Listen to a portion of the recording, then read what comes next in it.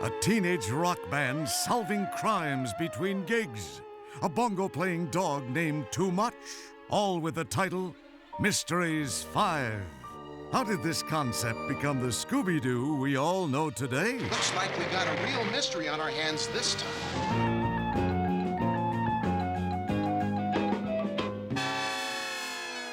When Scooby was being developed, I was vice president of daytime programs for CBS, which included the children's schedule on the weekends. ABC put an animated version of the Beatles on and just beat the daylights out of CBS. This was a situation that had to be turned around, with original programming.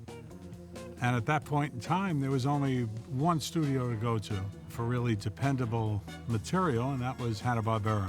Bill Hanna and Joe Barbera had produced theatrical cartoons for MGM for years, and the theatrical cartoon market had dried up, so they started producing them for television with Rough and Ready and Huckleberry Hound and Quick Draw McGraw.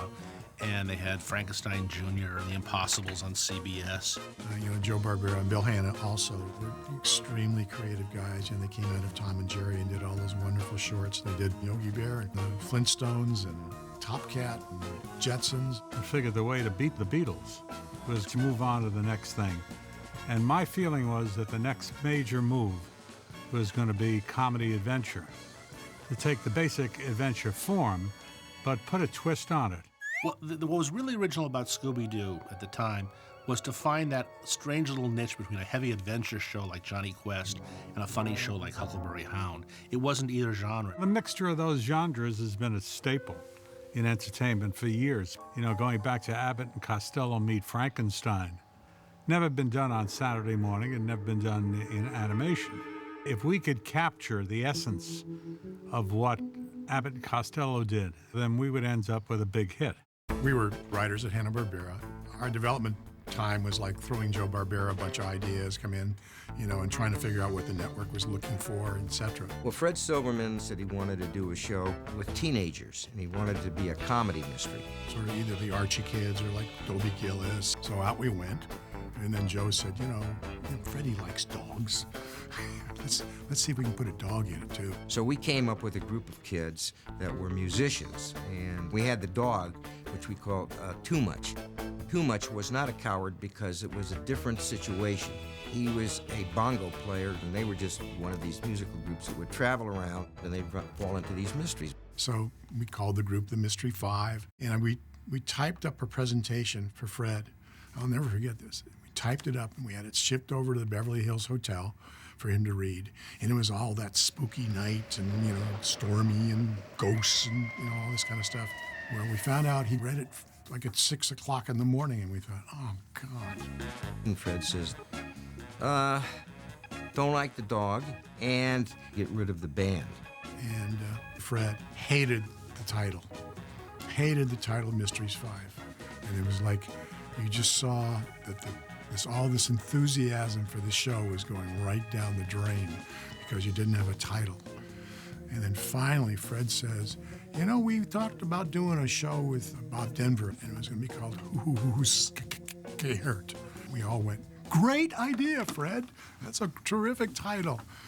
And so it became Who's Scared? What happens is that because certain things changed, characters suddenly do things that you don't expect them to do. And Scooby and Shaggy became the team. And they were both cowards. Shaggy and Scooby, again, came out of the Bob Hope thing, which is we're making both Bob Hope scaredy cat kind of guys, but they always were heroic.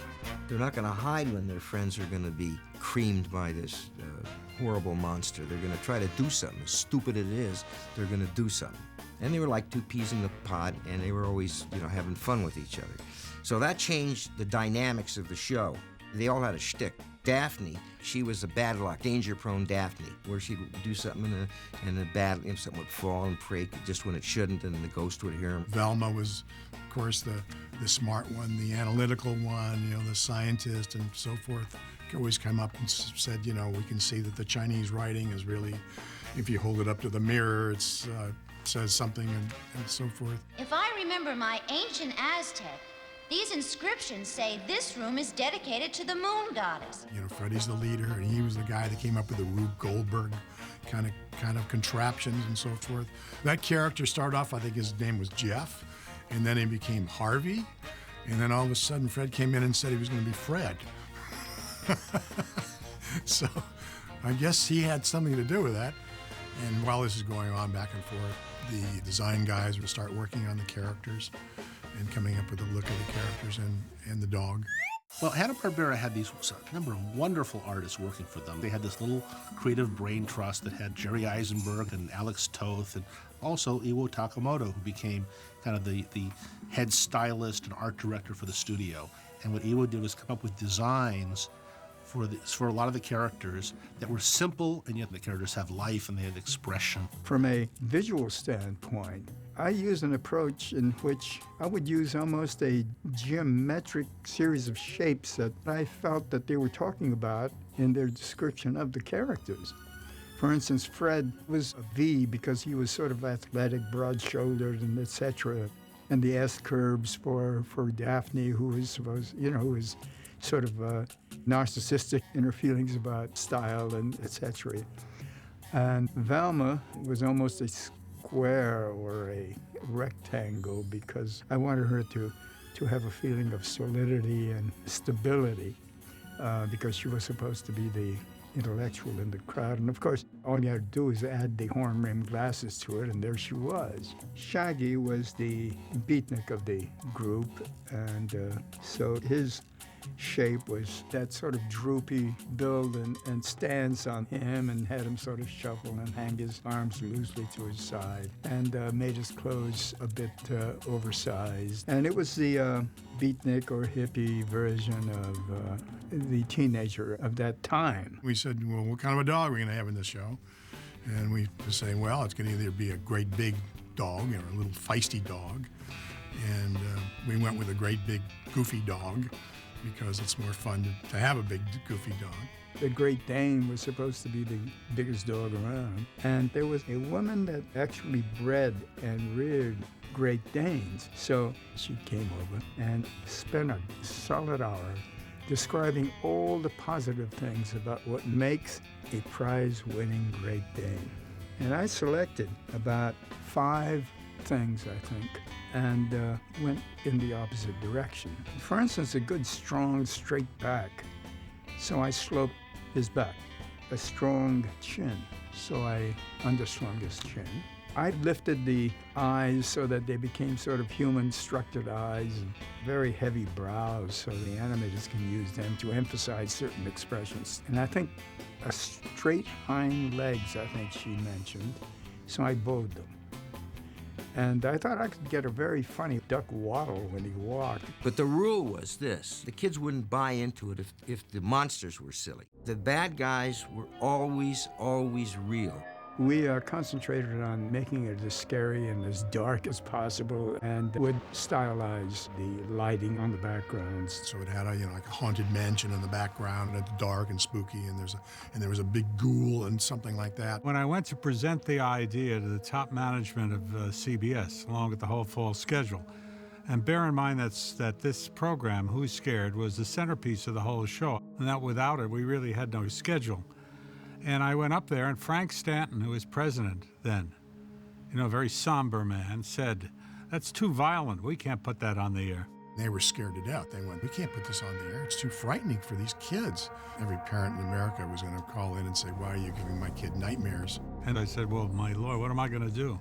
Without this show, we have no schedule."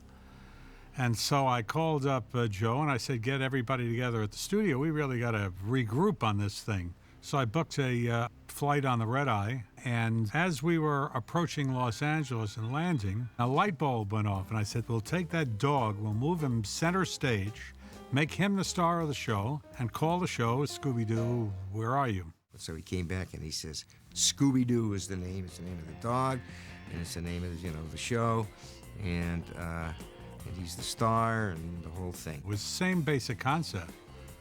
Do the same horror stories, and they were very, very scary. But what softened the entire thing was the fact that you had this big buffoonish dog, and he was the equivalent of Costello in the Abbott and Costello movies. The dog saved the show. Without the dog, there would be no Scooby-Doo.